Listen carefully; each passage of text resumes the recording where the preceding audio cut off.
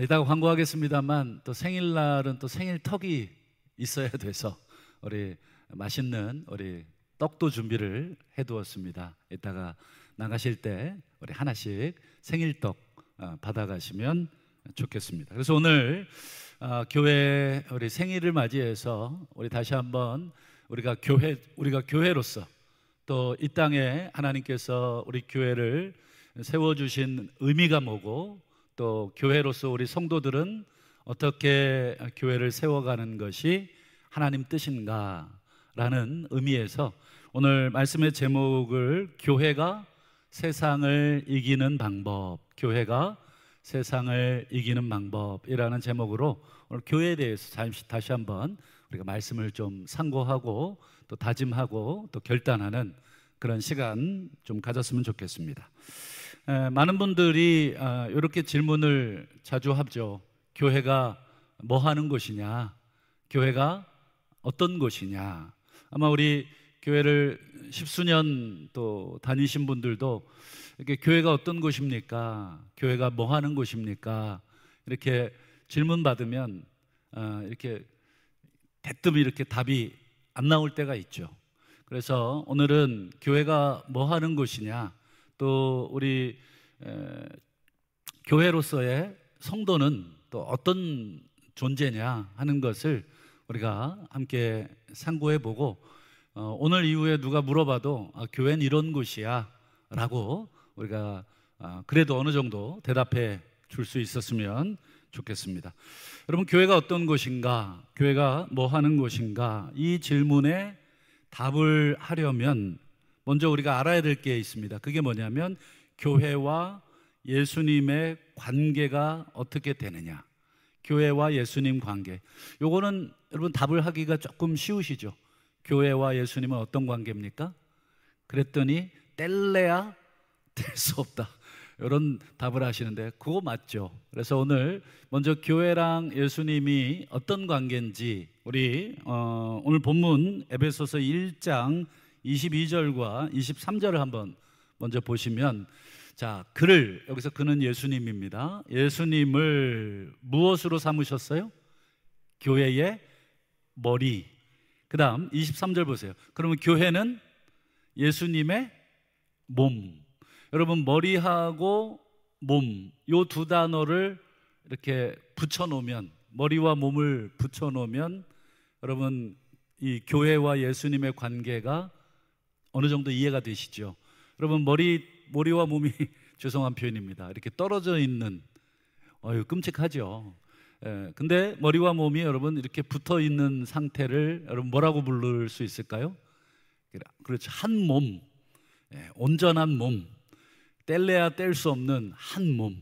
그러니까 교회, 이건 건물로서의 교회가 아니라 우리 사람으로서의 교회, 우리 성도들과 예수님은 한 몸이다. 먼저 요 사실을 여러분 가슴속에 좀 기억하십시오. 우리 결혼식 날 제일 많이 우리가 사용하는 성경 중에 창세기 말씀, 남편이 그 부모를 떠나 아내와 합하여 무엇이 되라고 하셨습니까?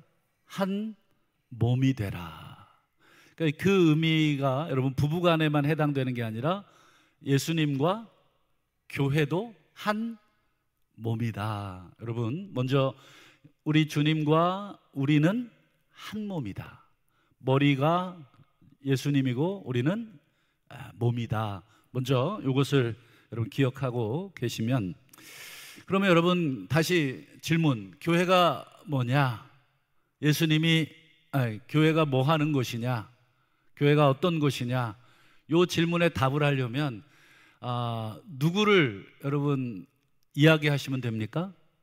그렇죠. 교회와 한 몸 되시는 예수님 이야기를 하시면 됩니다. 예수님이 누구신지, 예수님이 뭐 하셨는지, 그거를 우리가 이해하고 있으면 교회가 뭐 하는 곳이고 뭐 해야 되는 곳인지, 어떻게 살아야 되는 곳인지를 여러분 어느 정도 이해를 하실 수 있습니다. 그래서 먼저 오늘 예수님이 누구신지를 오늘 본문이 크게 너무 많지만 오늘 본문에 한해서 우리가 두 가지로 먼저 생각을 해보려고 합니다. 첫 번째, 우리 에베소서 1장 20절을 한번 보시죠. 여기 보시면 예수님에 대해서 두 가지로 이야기합니다. 우리 1번이라고 되어 있는 그 부분을 먼저 보죠. 죽은 자들 가운데서 다시 살리시고, 이건 이제 하나님이 주어로 사용돼서 그렇지, 이걸 예수님으로 바꾸면 예수님은 어떤 분이십니까? 죽은 자 가운데서 다시 살아나신 분. 죽었다 살아났다, 이게 이제 여러분 그 유명한 이 십자가 사건을 말할 때 이렇게 씁니다. 죽었다가 살아나셨다. 예수님은 십자가에서 죽으시고 그리고 다시 살아나신 분, 이게 첫 번째 예수님에 대한 정의입니다. 그래서 여러분, 교회를 정의할 때 너희가 허물과 죄로 죽었던 너희를 다시 살리셨다. 그러니까 교회도 다시 죽었다가 살아난 존재. 그건 우리의 이 육신을 말하는 게 아니라 우리의 정신과 영혼과 우리의 삶을 말하는 거겠죠.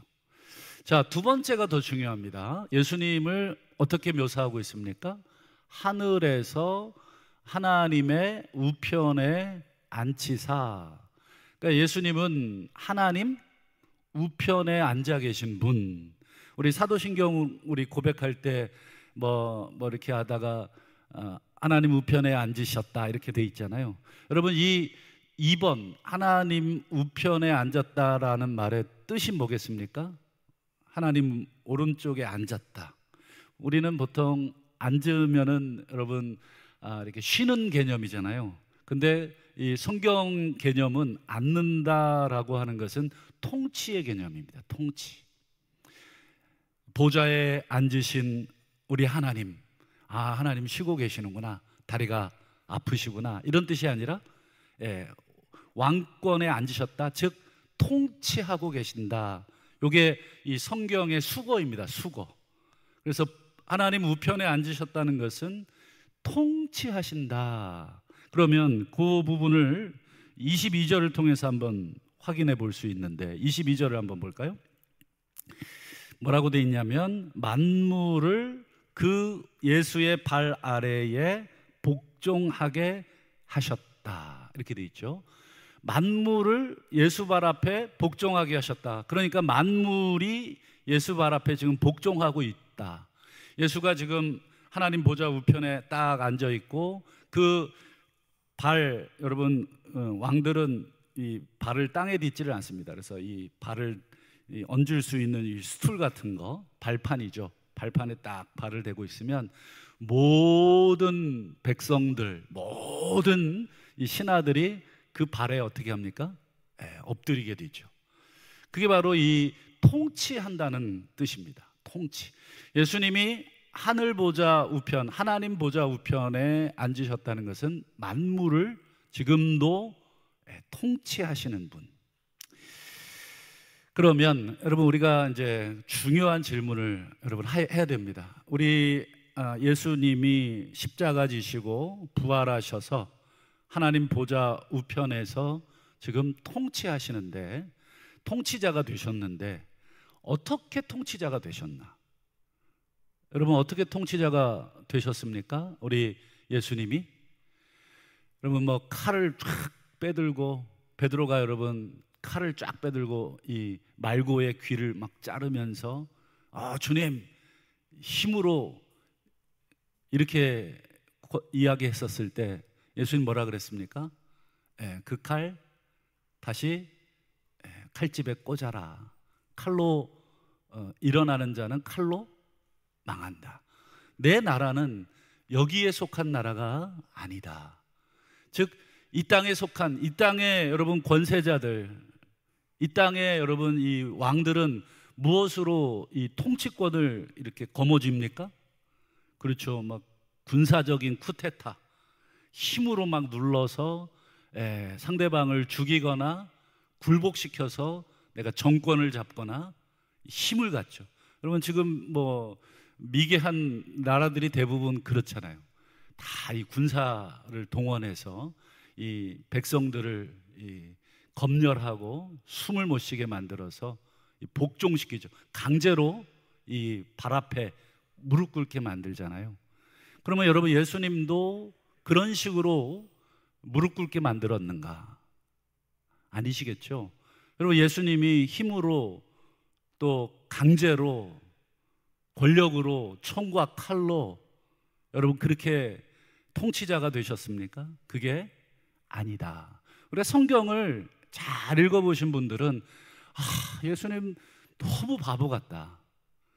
예수님 능력이 없어서 예수님 여러분 복음서만 읽어봐도 죽은 자를 살려내시고 오병이어의 기적을 일으키시고 풍랑을 잠잠케 하시고 여러분 얼마나 이 거대한 능력들을 행하셨습니까? 그런데 예수님 결국은 어떻게 되셨어요? 그냥 십자가를 그냥 바보같이 무기력하게 이 때리면 맞고 침 뱉으면 맞고 조롱하면 당하고 그렇게 십자가 지시고 부활하셨더니 하나님이 예수님을 뭘로 만들어 놓으신 것입니까? 통치자. 모든 만물을 예수의 발 앞에 꿇게 만들었다. 그러니까 예수님은 어떻게 통치자가 되셨냐면 십자가로 통치자가 되신 것입니다. 그거를 여러분 골로새서 2장 15절에서 이야기합니다. 한번 보시죠. 골로새서 2장 15절 우리 다 같이 한번 읽어주시죠. 시작. 십자가로 그들을 이기셨느니라. 요 앞에 제가 그 더 있는 부분을 뺐습니다. 권세와 통치자들, 이런 말이 있어요.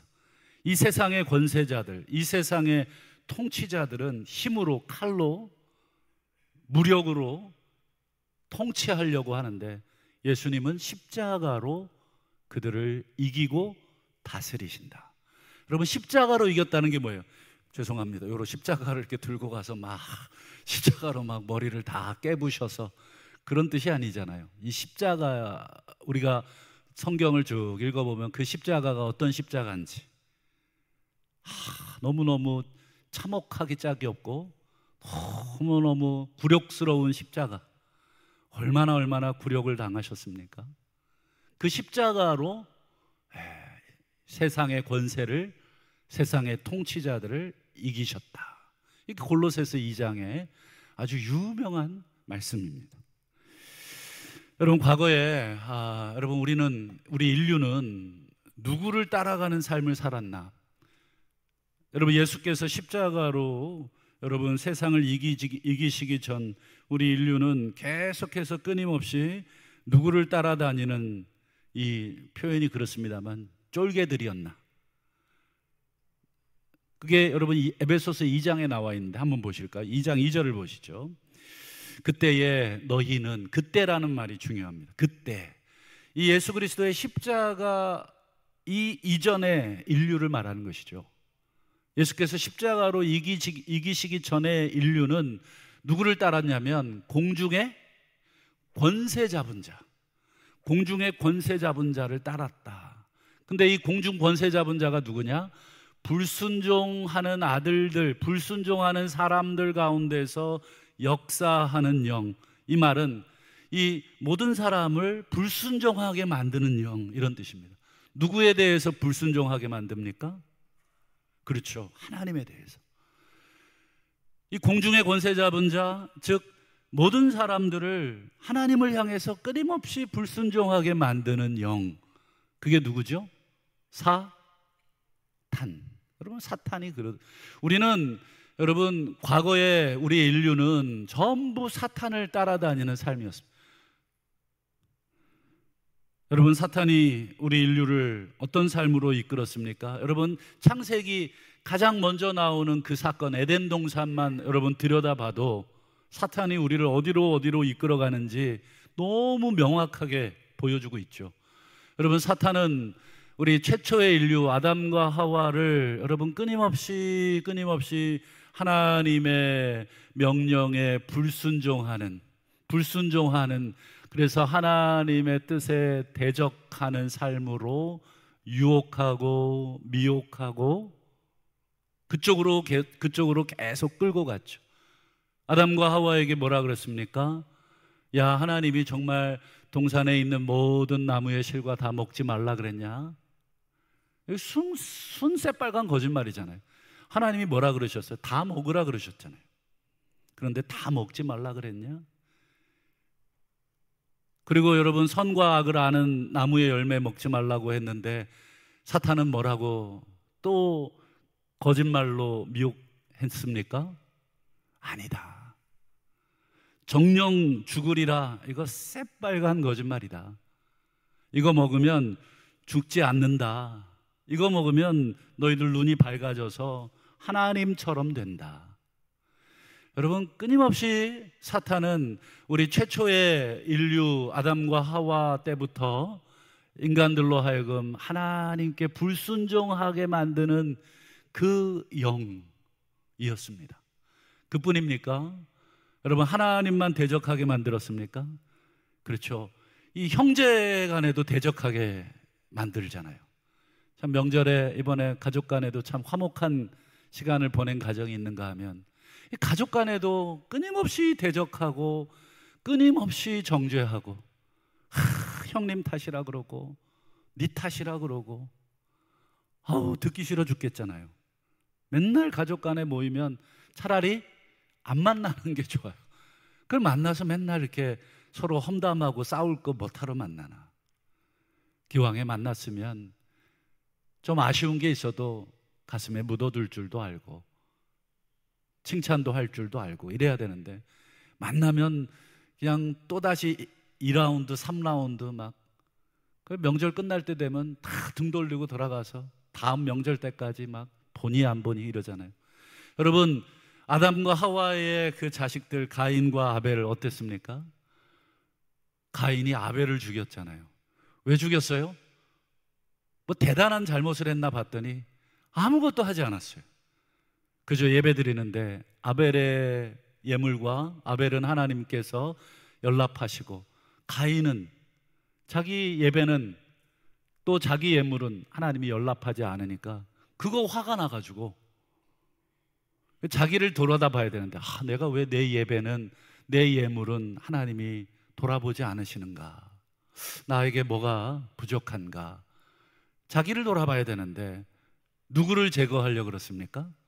아벨을 제거하면 자기가 하나님께 예배 드려지면 이 하나님께 드려지는 예배가 받아질 줄로 알고, 여러분, 아벨 없앤다고 가인의 예배가 가인이 받아들여집니까? 가인이 바뀌지 않으면 아벨을 100명, 200명 죽여도 그 예배는, 그 예물은 받아들여지질 않습니다. 그래서 여러분, 가인이 아벨을 죽이는, 사람이 사람을 대적하고 죽이는 사건, 끊임없이 여러분 부부 간에, 부모 인간과 하나님 간에, 형제 간에, 또 이웃 간에, 창세기 5장에 보면 라멕이 어떤 소년 하나가 자기를 상하게 만들었어요. 상했다는 건 이렇게 이렇게 다치게 했다는 것입니다. 여러분, 누군가가 이렇게 고의든 실수든 다치게 하면 기분은 안 좋죠. 여러분, 그렇다고 여러분 내가 여기 조금 얻어맞았거나 좀 이렇게 다쳤다고 여러분 그 상대방을 죽일 수 있습니까? 죽이는 법은 없습니다. 근데 여러분, 라멕이라는 인간은 어떤 소년 하나가 나를 다치게 했다고 그 소년을 죽여버려요. 그리고 더 놀라운 거는 자기가 사람 죽인 것을 자랑하고 다녀요. 자기 부인을 불러다가 내가 사람 죽였다고, 동네 사람 불러다가 앞으로 나 건드리면 가만 안 둬. 와, 여러분 이게 사탄이 이끄는 이 삶이잖아요. 인류를 끊임없이 사탄은 그렇게 이끌어갑니다. 대적하고 죽이고.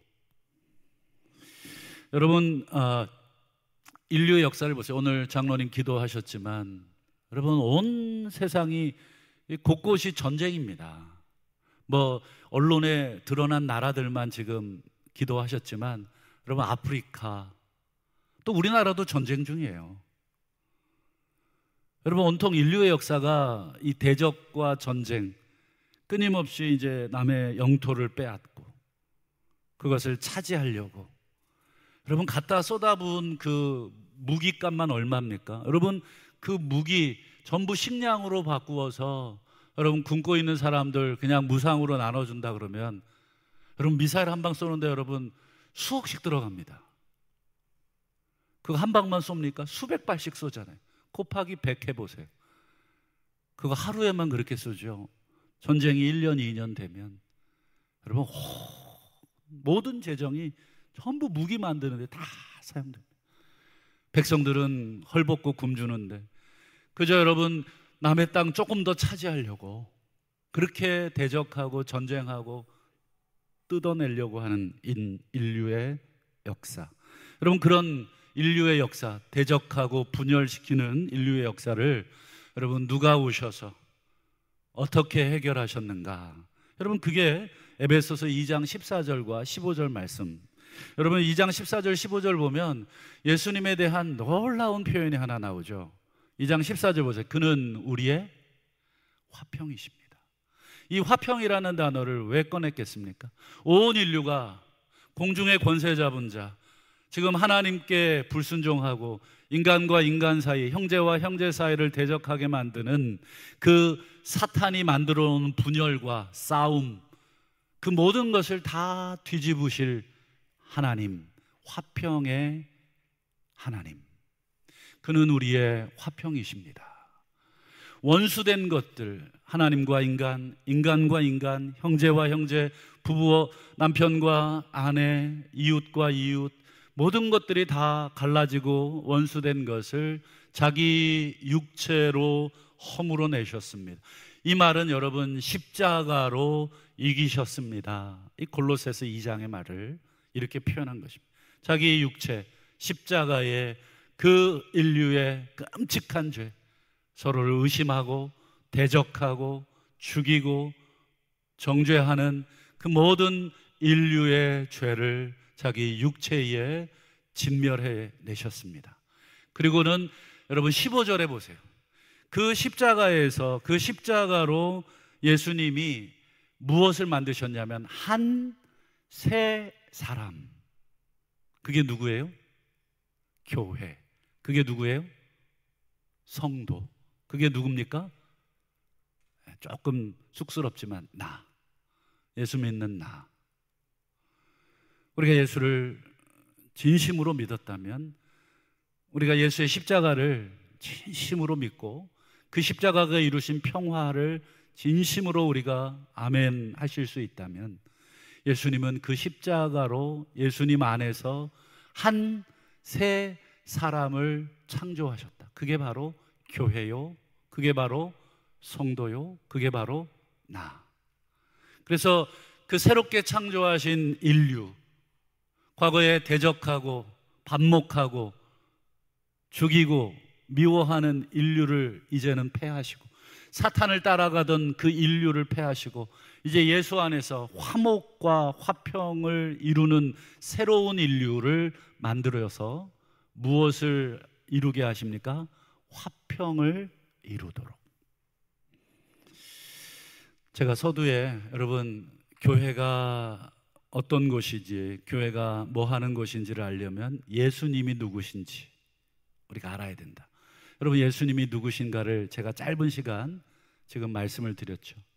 예수님은 누구십니까? 그는 우리의 화평, 원수된 것을 십자가, 자기 육체로 허물어 내시고 십자가에서 완전히 새로운 인류, 교회, 성도를 만드셔서 이제 그 새로운 인류를 창조하셔서 다시 세상 속으로 보내시면서 이렇게 명령하시죠. 생육하고 번성하여 땅에 충만하라. 하늘의 새와 땅의 짐승과 바다의 물고기들을 다스려라. 새로운 인류가 다스리는 세상은 여러분 어떤 세상입니까? 내 예배 안 받아들였다고 질투하고 시기하고 쟤를 죽여야 돼 라고 하는 인류가 아니라, 내 예배가 안 받아들여지면 하나님 죄가 큽니다. 자기를 되돌아보는 인류. 그리고 하나님을 끊임없이 대적하려고 하는 세상 속에 하나님께 복종하려고 하는 인류. 그게 바로 여러분 예수 십자가로 새롭게 창조하신 인류. 그래서 여러분 요한복음 마지막 21장에 보면 예수님이 부활하신 다음에 두려움 가운데 떨고 있는 제자들에게 후 하고 무엇을 불러내셨냐면 숨을 내쉬면서 그 다음 말이 중요하죠. 뭐라 그러셨어요? 성령을 받으라. 여러분, 창세기 1장에 혼돈의 세계 가운데 성령이 수면 위를 운행하시면서 창조의 질서를 만들어내신 것처럼 여러분, 혼돈 가운데 있는 제자들에게 들어가셔서 성령을 주시면서 제자들의 생각과 제자들의 삶을 이제 새로운 인류로 만드셔서 새로운 세상 속에 생육하고 번성하고 너희가 앞으로 십자가의 그 정신으로 이 세상을 하나님의 세상, 하나님의 나라로 만들어라. 그 사명을 누구에게 주셨습니까? 우리 교회, 우리 성도에게. 그럼 마지막으로 여러분, 어떻게 우리가 성도들은 살아야 되느냐? 여러분, 에베소서 4장 1절을 한번 보실까요? 여러분은 부르심을 받은 사람들입니다. 어떤 부르심 받았습니까? 물어본다면 여러분, 아담과 하와를 부르신 그 사명이죠. 아담과 하와 생육하고 번성하여 땅에 충만해서 하나님의 세상을 다스려라. 그게 아담과 하와에게 주신 그 부르심의 사명이었는데 아담과 하와가 엉망진창으로 만들어 놓은 이 세상, 그래서 예수께서 십자가로 자기 육체로 새로운 인류, 교회, 성도, 그리고 나를 창조하셔서 이제 새롭게 우리에게 사명, 부르심을 주셨습니다. 성령을 받으라. 누구의 죄든지 용서하면 용서가 될 것이다. 정죄하는 그런 세상 속에서 너희들은 용서하는 자들이 되라. 사람 죽이는 세상 속에서 너희들은 생명을 살려내는 그 부르심에 살아라. 그게 부르심에 합당하게, 부르심에 걸맞게 사는 것. 여러분, 그래서 사도 바울은 4장 1절에서 부르심에 합당하게 살라고 말한 다음 2절과 3절을 이야기합니다. 우리 2절과 3절이 바로 실천적인 부르심에 합당하게 사는 삶의 강령, 태도. 어떻게 살아야 부르심에 합당한 삶이냐? 겸손하게, 그리고요 온유하게, 그리고요 오래 참음으로, 그리고요 사랑으로, 그리고 서로 용서함으로, 그리고 3절에 평안함으로. 성령께서 하나 되게 하신 것, 예수 십자가의 피로 원수된 것을 허물고 새로운 인류, 하나 된 인류, 그게 바로 교회요, 그게 바로 우리 성도들인데, 성령께서 예수 피로 하나 되게 만든 이 교회부터 어떻게 하라는 것입니까? 힘써 지켜라. 여러분, 교회가 분열된 세상 속에 대안이 되는 공동체로 하나님께서 만드신 것입니다. 그래서 여러분, 교회가 사실은 좀 사명이 무겁습니다. 우리 부모님들, 우리 자녀들 앞에서 어떠셨나요? 굉장히 자녀 키울 때 조심하시고 또 조심하신 부분들이 많으셨죠. 우리 자녀들이 보고 배울까 봐. 그래서 저희들은 자식 앞에서 한 번도 싸운 적이 없습니다. 아니, 한 번도 안 싸웠다는 게 아니라 자식 앞에서. 그리고 어느 날 초등학교 6학년 된 저희 둘째 딸이 저한테 그러더라고요. 아빠, 엄마는 왜 안 싸워? 학교 가면 친구들이 막 엄마 아빠 막 싸운 얘기, 뭐 집어던진 얘기, 그것만 한다는 거예요. 그 이 아이가 집에 와서 궁금했는지 물어보더라고요. 제가 뭐라 그랬겠습니까? 싸워. 왜 안 싸워? 여러분, 안 싸울 수 있습니까? 근데 어떻게 싸워요? 그렇죠, 밖에 나가서 우리끼리 싸우는 거지. 애들 관객 앞에 놓고 자 3분제, 자 1라운드. 여러분, 애들 앞에서 여러분 부모가, 엄마 아빠가 싸우는 모습을 보여줄 수 있습니까? 아니지 않습니까? 여러분, 싸우고 싶은 마음이 가득 들 때마다 우리 아이들이 보고 있구나 라는 생각으로 아마 많이 참아내신 것처럼, 여러분, 교회는 우리 십자가로 이루신 화평, 그 화평을 세상에 전파하고 그 화평으로 다스리라고 하나님께서 세운 새 사람들, 그게 교회인 줄로 믿습니다. 여러분, 그래서 여러분, 이를 악물고 자녀들 앞에서 안 싸우듯이, 여러분, 우리 교회 성도들은 이를 악물고 여러분, 이 세상 앞에서 우리가 싸우지 않는 거예요. 여러분, 우리가 안 싸우는 사람들이 아닌데, 여러분, 이 애를 쓰는 것일 뿐이죠. 말씀을 맺겠습니다. 여러분, 세상 속에서 예수님처럼 이 바보 같은 삶을 살았던 한 사람의 고백을 나누고 싶습니다. 우리 고린도전서 우리 4장인데요. 바울이 이런 얘기를 하죠. 고린도전서 4장 보면 바로 이 시각까지 우리는 모욕을 당하고, 그런데 모욕을 당하면 맞받아서 욕해 주질 않았습니다. 여러분, 모욕당하면 맞받아서 욕하면 어떻게 되겠습니까? 큰 싸움 납니다. 그러나 우리는 모욕당하면 축복을 해주고, 그 다음 박해를 받으면 여러분 같이 치고받고 박해하고, 그게 아니라 참아내고, 비방을 받으면 나도 욕해주고 싶지만 권면하고. 그랬더니 세상이 우리를 어떻게 봅니까? 우리가 지금까지 세상에 더러운 것, 만물의 찌꺼기 같이, 여러분, 이렇게 좋게 표현해서 그렇지 조금 좀 심하게 표현하면 쓰레기입니다. 쓰레기, 음식 쓰레기, 쳐다도 보기 싫고 냄새투성이 나는 사람들이 우리가 그렇게 사니까 코를 막고 이렇게 여기더라. 여러분, 사도 바울은 얼마나 괴로웠겠습니까? 사도 바울이 이렇게 살고 싶어서 살았겠습니까? 아니요. 사도 바울은 교회로서, 성도로서 십자가로 이루신 그 화평의 주님처럼, 그리고 그 화평의 사명을, 부르심을 맡은 자로서 이 세상을 다시금 박해하고 저주하고 원망하는 그런 삶이 아니라 축복하고 권면하고 참아내는 삶. 세상 앞에는 쓰레기 같은, 바보 같은 모습이겠지만 우리 주님 앞에는 어떤 모습일까? 여러분, 마태복음 25장에 보면 주인이 이렇게 얘기하죠.